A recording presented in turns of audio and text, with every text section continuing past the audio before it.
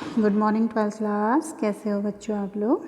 कल हमने बात करी थी कैंसर पे, ठीक है, कि कैंसर क्या होता है, ठीक है ना। किस पर बात करी थी, कैंसर पर बात करी थी। और हमने देखा था कि अनियंत्रित वृद्धि जब किसी सेल में हो जाती है और वो रुकती नहीं है, यानी कि वो कंट्रोल वे में ना होकर अकंट्रोल वे में होती है, अनकंट्रोल वे में होती है, तो ऐसी स्थिति को हम क्या कहते हैं, कैंसर कहते हैं, ठीक है।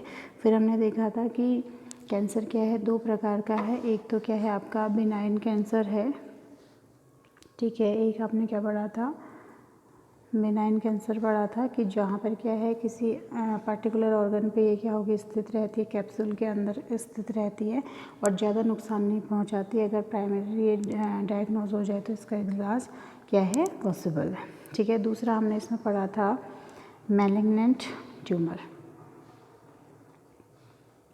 Malignant tumour. तो इसमें हमने क्या पढ़ा था कि ये क्या है, अगर किसी बॉडी पर हमारे बन गई तो रक्त के माध्यम से ये क्या करती है, जगह जगह फैल जाती है और ये ज़्यादा हानिकारक होता है, ठीक है। क्योंकि ये क्या है, ब्लड के थ्रू, जहाँ भी ब्लड सर्कुलेशन सब all over the body blood circulation होता है, तो ये जगह जगह पर फैल जाती है, ठीक है। तो ये जो कैंसर है मैलाइन कैंसर, ये ज़्यादा क्या है आपका हानिकारक, किसके बजाय, बिनाइन कैंसर के बजाय, मैलिग्नेंट कैंसर, ठीक है। तो ये क्या हो गया, कैंसर के टू टाइप हैं, एक तो क्या है बिनाइन कैंसर है, दूसरा क्या है मैलिग्नेंट कैंसर है, ठीक है। इतना हमने देख लिया था। आज हम बात करेंगे कि कैंसर के क्या क्या कारण हो सकते हैं, ठीक है। फोटोज़ में जैसे आप देख रहे हैं कि लंग्स क्या है, लंग्स में एक उभार इस तरीके से यहाँ पे बना हुआ है। तो ये क्या है, यहाँ पे सेल क्या हो रहे हैं, अनियंत्रित वृद्धि कर रहे हैं और एक गोला जैसा बन गया है। तो यही क्या हो रहा है कि हमारे किसी भी नॉर्मल ऑर्गन पर कभी जो उभार बन जाता है, ठीक है, सर्कल उभार बन जाता है, तो वो क्या होता है, ट्यूमर हो सकता है, ठीक है। तो इस तरीके से क्या होगा, अगर प्राइमरी स्टेज पर ये डायग्नोज हो जाता है तो इसका इलाज संभव है, अदरवाइज़ ये हमारे लिए क्या है, हानिकारक है, ठीक। तो कारण पढ़ेंगे आज हम इसके। तो जो कैंसर है उसके क्या हैं कि वो कैसे फैलता है, ठीक है। तो पहला जो इसका कारण है वो क्या है, भौतिक कारण, ठीक है। दूसरा है रासायनिक कारण, तीसरा है जैविक कारण और चौथा है इसमें आनुवांशिक कारण, ठीक है। तो पहला देखते हैं, भौतिक कारण में क्या है कि अगर आयनाइजेशन विकिरण, ठीक है, मतलब रेडिएशन की वजह से एक्स रेज है, गामा रेज है, ठीक है, या परावैंगनी किरणें क्या है, अगर हम उनके संपर्क में बार बार आ रहे हैं तो क्या हो रहा है, सेल में वो कैंसर सेल को क्या कर रहा है, प्रेरित कर रहा है, ठीक है। तो भौतिक कारणों की वजह से भी क्या हो सकता है, कैंसर कॉज हो सकता है, ठीक है। दूसरा है इसमें रासायनिक कारक, रासायनिक मतलब कि किसी भी केमिकल के वजह से, ठीक है, किसी की केमिकल के संपर्क में जब हम बार बार आते हैं तो उससे भी क्या हो सकता है, कैंसर कॉज हो सकते हैं। जैसे है तंबाकू के धुएं में कार्सिनोजन, ठीक है, कार्सिनोजन होता है, वो क्या करता है, फेफड़ों के कैंसर के लिए क्या है, उत्तरदायी है। और वहाँ पे क्या हो रहा है कि जो व्यक्ति सिगरेट पीते हैं, बीड़ी पीते हैं, ठीक है, तो सिगरेट में बेंजोपायरिन केमिकल होता है जिसकी वजह से लंग कैंसर होता है। या जो लोग गुटखा पान वगैरह चबाते हैं तो वो क्या होता है, बार बार मुंह में रखे रहने की वजह से मुंह की सेल इरिटेट हो जाती हैं, जिसकी वजह से क्या होता है, मुंह का कैंसर हो सकता है, ठीक है, होता है मोस्टली, ठीक है। फिर भी क्या है कि हमारे समाज में इसका भरपूर उपयोग किया जाता है, जबकि तंबाकू हो, सिगरेट हो या कोई भी अल्कोहलिक सब्सटेंस हो, उसके बाहर से लिखा भी जाता है कि इसका यूज़ क्या है, आपके स्वास्थ्य के लिए हानिकारक है। फिर भी यहाँ क्या इसका अत्यधिक उपयोग होता है, जिसकी वजह से कैंसर के जो पेशेंट हैं वो दिन प्रतिदिन क्या हो रहे हैं, बढ़ते चले जा रहे हैं, ठीक है। इवन पंजाब में तो एक कैंसर ट्रेन भी चलती है, ठीक है। वो केमिकल्स कैसे होते हैं कि वहाँ पर क्या है, खेती बाड़ी ज़्यादा होती है तो पेस्टिसाइड्स का यूज़ करते हैं, जिसके वजह से खेतों में वो क्या करते हैं, पेस्टिसाइड डालते हैं और वो पेस्टिसाइड का जो केमिकल है खाने के माध्यम से या सांस लेने के माध्यम से उसके शरीर में चले जाता है और वहाँ पर क्या है, मोस्टली लोगों को क्या है, कैंसर हो जाता है। तो वहाँ पे लिए मुंबई से वहाँ पे पंजाब से मुंबई के लिए एक ट्रेन चलाई जाती है, जिस कैंसर ट्रेन के नाम से भी क्या है, मशहूर है। तो वो ट्रेन कैंसर रोगियों को पंजाब से मुंबई ट्रीटमेंट के लिए ले जाती है। तो केमिकल्स क्या होते हैं, बहुत हानिकारक होते हैं। अगर वो हमारे शरीर, हम उनके बार बार संपर्क में जा रहे हैं या वो हमारे शरीर के संपर्क में आ रहे हैं तो वो क्या कर सकते हैं, कैंसर कॉज कर सकते हैं, ठीक है बच्चों। जैसे कि यहाँ पेंट की बाल्टियाँ हैं या पेस्टिसाइड्स के डब्बे वगैरह को अगर हम क्या कर रहे हैं घर में पानी भरने के उपयोग में कर रहे हैं या कुछ खाद्य पदार्थ उनमें रख रहे हैं तो वो भी क्या हो सकता है, हानिकारक हो सकता है। ठीक है, इसलिए ऐसा ना करें। ठीक है बच्चों। नेक्स्ट है जो हमारा वो है इसमें जैविक कारक, यानी कि बायोलॉजिकल कारक क्या क्या हो सकते हैं। दो हमने पढ़ लिए क्या क्या थे, एक तो फिजिकल फैक्टर भौतिक कारक, ठीक है, एक्स रेज हो सकती है, यूवी रेज हो सकती है, गामा रेज हो सकती है ना। तीसरा जो है वो है आपका जैविक कारक, यानी कि जैविक कारक मतलब बायोलॉजिकल फैक्टर, जैसे कि क्या हो सकते हैं, विषाणु हो सकते हैं जो मनुष्य में कैंसर उत्पन्न करने के लिए क्या है, जिम्मेदार है। उनको ऑन्कोजेनिक विषाणु बोलते हैं। ठीक है, उनको ऑन्कोजेनिक विषाणु बोलते हैं।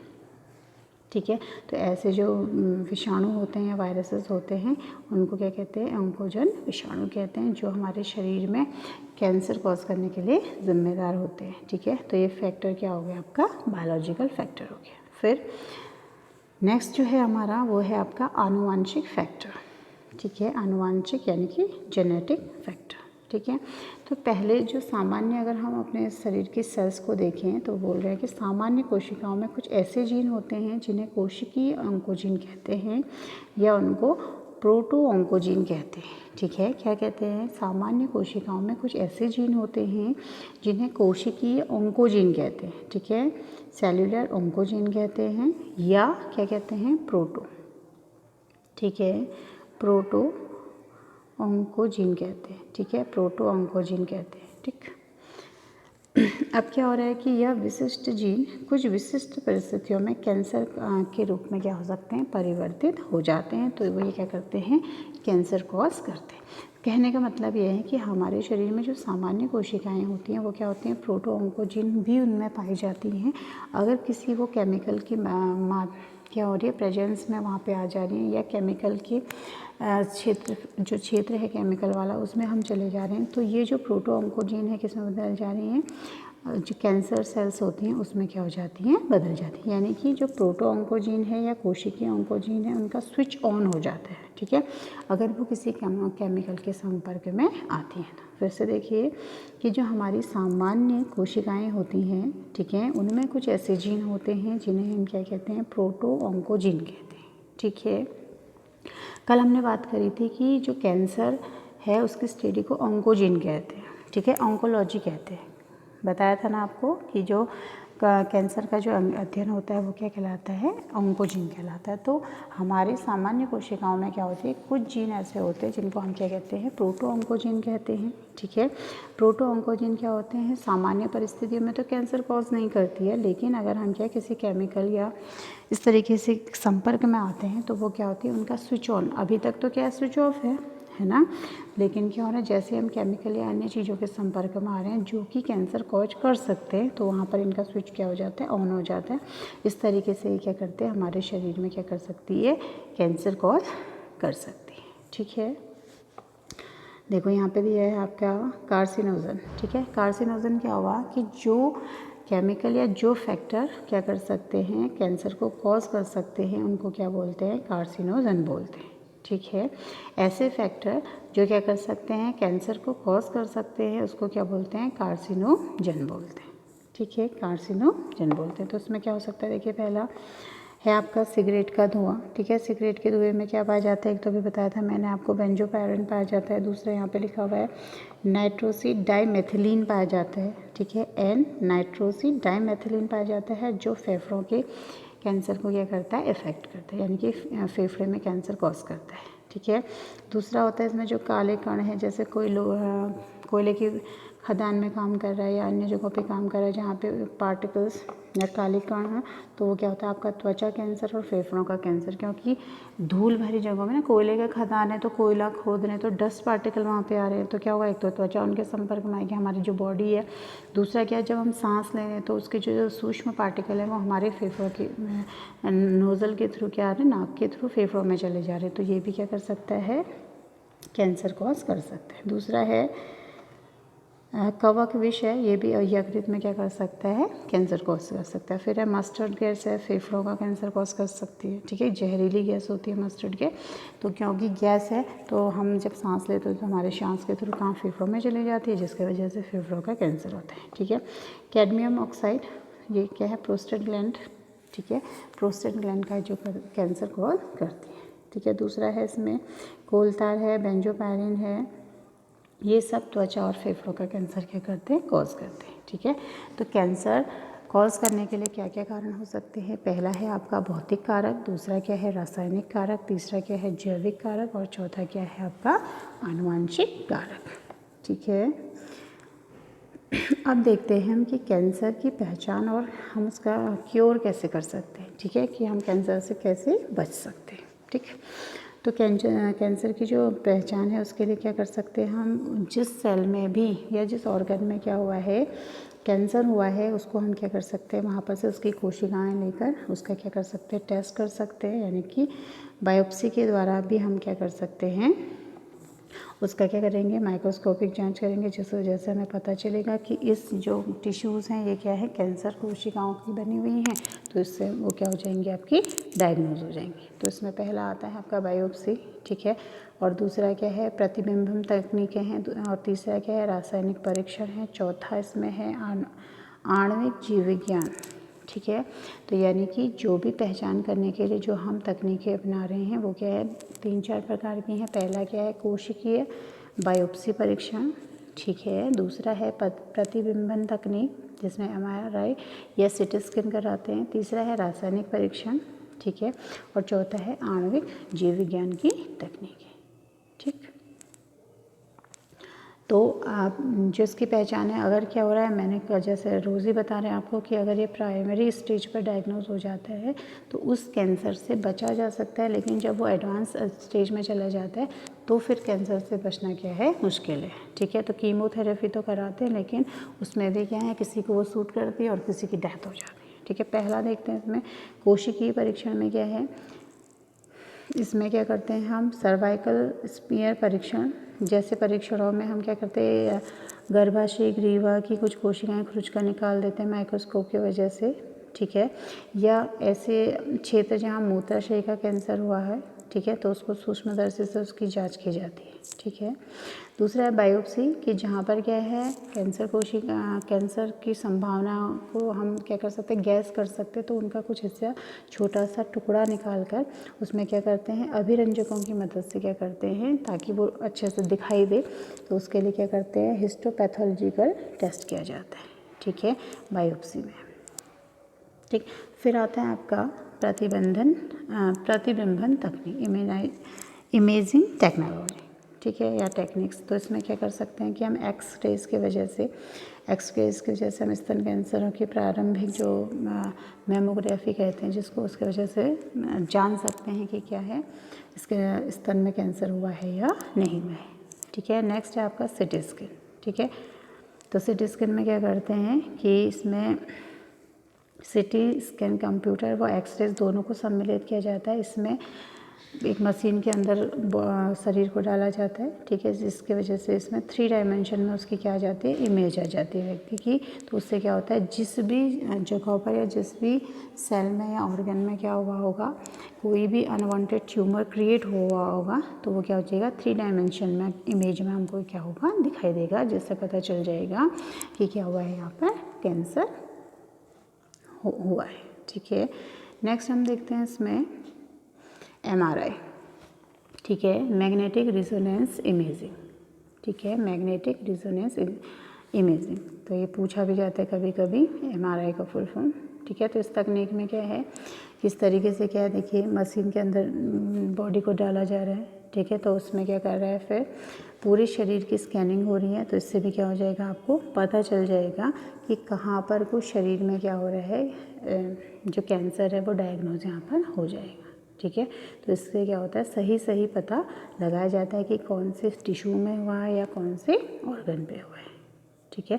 तो इसमें क्या करते हैं, इस प्रतिबिंबन तकनीक में रोगी को एक विशालकाय खोखले बेलनाकार चुंबक पर क्या हो जाता है, लिटाया जाता है, ठीक है। फिर उसको क्या करा जाता है, पूरा चुंबकीय माध्यम में, ठीक,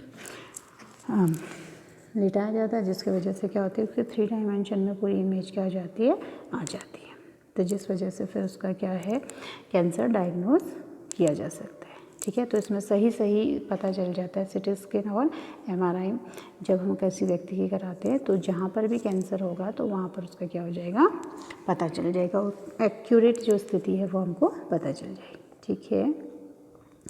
नेक्स्ट है यहाँ पर रासायनिक परीक्षण। ठीक है, केमिकल टेस्ट है, जैसे कि कुछ प्रकार के कैंसर में कैंसर विशिष्ट एंटीजनों के विरुद्ध क्या करते हैं, एंटीबॉडीज़ बना देते हैं। उसके आधार पर हम उसको क्या कर सकते हैं, डायग्नोज कर सकते हैं। ठीक है, क्या कह रहा है, फिर से सुन लीजिए। कुछ प्रकार के कैंसरों में कैंसर विशिष्ट एंटीजनों के विरुद्ध एंटीबॉडीज़ बना देते हैं, तो उस बेसिस पे भी हम उसको डायग्नोज कर सकते हैं। ठीक है। फिर है एंडोस्कोपी के द्वारा भी क्या कर सकते हैं, इसका हम पता लगा सकते हैं। ठीक है। और लास्ट है आपका आणविक जीव विज्ञान की तकनीक है, यानी कि इसमें क्या कर सकते हैं हम जो आणविक जीव विज्ञान की तकनीकें हैं उसमें हम क्या कर सकते हैं, देखिएगा कि जैसे हम आणविक जीव विज्ञान की तकनीकों में जीनों की जांच पड़ताल की जाती है, जिसके वजह से कि पता चलता है कि ये क्या है, वंशागत हो सकता है या किसी केमिकल की वजह से हुआ है, तो उससे द्वारा भी क्या है, पता लगाया जा सकता है। ठीक, अब देखते हैं कि इसका उपचार हम कैसे कर सकते हैं। ठीक, इसका उपचार हम कैसे कर सकते हैं, तो इसका जो उपचार है वो कैसा होता है, एक तो शल्य चिकित्सा द्वारा हो सकता है, यानी कि सर्जरी के द्वारा हो सकता है। ठीक है। कैंसर जो उपचार है, ट्रीटमेंट है, वो कैसे हो सकता है, अगर वो प्राइमरी स्टेज पर क्या है, डायग्नोज हुआ है, तो उसकी सर्जरी की सकती है। जैसे आपका बेनाइन ट्यूमर है, ठीक है, कहीं पर हुआ है, गांठ बनी है, तो क्या होगा, उसका सर्जरी के द्वारा उस हिस्से को ही क्या कर दिया जाएगा, काट कर अलग कर दिया जाएगा। ठीक है, तो वो क्या हो सकता है, उससे कैंसर से बचा जा सकता है। ठीक है। फिर दूसरा है इसमें विकिरण चिकित्सा, यानी कि रेडिएशन थेरेपी। तो इसमें क्या हो सकता है कि जो कैंसर कोशिकाएं होती हैं उनको डायग्नोज किया जाता है पहले, और उसमें क्या कर दिया जाता है, फिर रेडिएशन थेरेपी के द्वारा जो कोशिकाएं कैंसर को, जहाँ पर भी कैंसर कॉज वाली जो सेल्स हैं उनको क्या कर दिया जाता है, नष्ट कर दिया जाता है। ठीक है। नेक्स्ट है इसमें रासायनिक चिकित्सा या कीमोथेरेपी। सुना होगा आपने कीमोथेरेपी के बारे में, ठीक है, टीवी या पिक्चर्स वगैरह में। तो कीमोथेरेपी में क्या होता है कि इसमें क्या दी जाती है, अनेक रासायनिक औषधियों का इसमें प्रयोग किया जाता है। ठीक है, जो कि ट्यूमर के विरुद्ध क्या करती है, काम तो करती हैं, लेकिन ये सामान्य कोशिकाओं में भी क्या करती है, दुष्प्रभाव दिखाती है। जैसे बालों का झड़ना है, ठीक है, एनीमिया है, ठीक है, जी मचलाना है। तो इसमें क्या है, कीमोथेरेपी अगर किसी व्यक्ति को सूट कर जाती है तो उसमें वो बच सकता है, अदरवाइज अगर साइड इफ़ेक्ट ज़्यादा है तो उसकी क्या हो सकती है, मृत्यु भी हो सकती है। ठीक है, तो ये क्या होगी आपकी रासायनिक चिकित्सा। पहला क्या है इसमें, शल्य चिकित्सा। ठीक है, कि अगर हमें क्या हो गया, प्राइमरी स्टेज में अगर कैंसर डायग्नोज हो गया है तो हम शल्य चिकित्सा सर्जरी के द्वारा क्या कर सकते हैं, उसको हटा सकते हैं। दूसरा है विकिरण चिकित्सा, यानी कि कैंसर कोशिकाओं पर हम रेडिएशन डाल सकते हैं, और जहाँ पर भी कैंसर हुआ है उसको क्या कर सकते हैं, हटा सकते हैं। ठीक है, फिर उसके बाद एंटी कैंसर ड्रग दी जाती हैं, जिसकी वजह से कैंसर ठीक हो जाता है। ठीक है। फिर है आपकी रासायनिक चिकित्सा या कीमोथेरेपी। इसमें क्या करा जाता है, रासायनिक औषधियाँ दी जाती हैं। ठीक है, तो ये क्या है, कैंसर कोशिकाओं पे तो इफ़ेक्ट करती हैं, लेकिन सामान्य जो कोशिकाएं हैं उनमें साइड इफ़ेक्ट दिखाती है। ठीक है। और लास्ट है इसमें आपका प्रतिरक्षी चिकित्सा। ठीक है, प्रतिरक्षी चिकित्सा में क्या है कि जो ट्यूमर की जो कोशिकाएं प्रतिरक्षी तंत्र के प्रभाव से बची रहती है। ठीक है, प्रतिरक्षी यानी कि जैसे आपको शुरू में बताया था कि जो हमारा इम्यून सिस्टम है वो क्या करता है, फॉरेन पार्टिकल्स के उनको क्या करता है, डैमेज करने की कैपेसिटी रखता है। ठीक है, तो यहाँ पर क्या कर रहे हैं कि हमारा इम्यून सिस्टम इन सेलों के प्रति क्यों रिस्पॉन्ड नहीं करता है, इसको समझते हैं पहले। क्योंकि उसको पता है कि वो हमारे ही शरीर की कोशिकाएं क्या हो रही हैं, बार बार डिवाइड कर रही हैं। ठीक है, लेकिन क्या हो रहा है कि जब हम रोगी को वाई इंटरफेरॉन देते हैं, यानी कि गामा इंटरफेरॉन भी बोल सकते हैं इसको। ठीक है, इंटरफेरॉन देते हैं, इंटरफेरॉन देते हैं तो क्या होगा कि उसमें से कुछ इसके साथ कुछ ऐसे इंटरफेरॉन दिए जाते हैं जिसकी वजह से क्या होगा कि जो हमारा इम्यूनिटी सिस्टम है वो क्या कर देगा, इन जो सेल बार बार जो डिवाइड हो रही हैं उनको क्या कर लेगा, पहचान लेगा और उसको क्या कर देगा, वहाँ से हटा देगा। ठीक है, यानी कि इम्यूनिटी सिस्टम हमारा इसके अंदर क्या करेगा, वर्क करेगा और जो भी कैंसर कॉज करने वाली जो सेल्स हैं उनको डैमेज कर देगा। ठीक है, तो ये क्या हो गया आपका कि हम कैंसर का क्या क्या इलाज कर सकते हैं। ठीक है, अब है एक नया जो नैनो टेक्नोलॉजी के द्वारा डेंड्रीमाउम कैंसर, तो इसमें भी क्या है, जो इसका इलाज क्या कर रहा है, इसकी संभावनाओं को देखा जा रहा है। ठीक है, इसको वेक्टर की तरह यूज़ कर कर कि इसमें किस तरीके से हम आगे काम करेंगे, इसकी संभावनाओं को क्या करा जा रहा है, देखा जा रहा है और नई नई रिसर्च इसमें की जा रही है। ठीक है, तो इसको देखते हैं एक बार चिकित्सा में क्या क्या देखा हमने। पहले तो हमने क्या देखा कि शल्य चिकित्सा, ठीक है, यानी कि सर्जरी के द्वारा क्या कर सकते हैं, इसको हटा सकते हैं। दूसरा विकिरण रेडिएशन थेरेपी, तीसरा हमने देखा कीमोथेरेपी और चौथा हमने देखा प्रतिरक्षी चिकित्सा। ठीक है, तो इस तरीके से हम क्या कर सकते हैं, कैंसर को से बच सकते हैं या उसका इलाज कर सकते हैं। ठीक है, लेकिन इसके अलावा भी क्या है, हमें कैंसर के प्रति क्या होना पड़ेगा, अवेयर होना पड़ेगा, तभी ये सारी चीज़ें पॉसिबल हो सकती हैं। ठीक है, और जो भी गुटखा, अल्कोहलिक, जो भी ऐसी आदतें हैं उनको भी हमें क्या करना पड़ेगा, अवेयरनेस के द्वारा ठीक करना पड़ेगा। ठीक है, आप लोगों ने देखा होगा ना कि बहुत से लोग, छोटे बच्चे तंबाकू वगैरह का इस्तेमाल करते हैं और फिर वो हैबिचुअल हो जाते, तो ये सारे जो हैबिट्स हैं उनमें क्या करना पड़ेगा, परिवर्तन लाना पड़ेगा, तभी हम कैंसर से क्या कर सकते हैं, बचे रह सकते हैं। ठीक है बच्चों, तो आज के लिए इतना ही, फिर कल हम नए टॉपिक पे बात करेंगे, ड्रग्स एंड अल्कोहल अब्यूज़ पे। ठीक है, थैंक यू।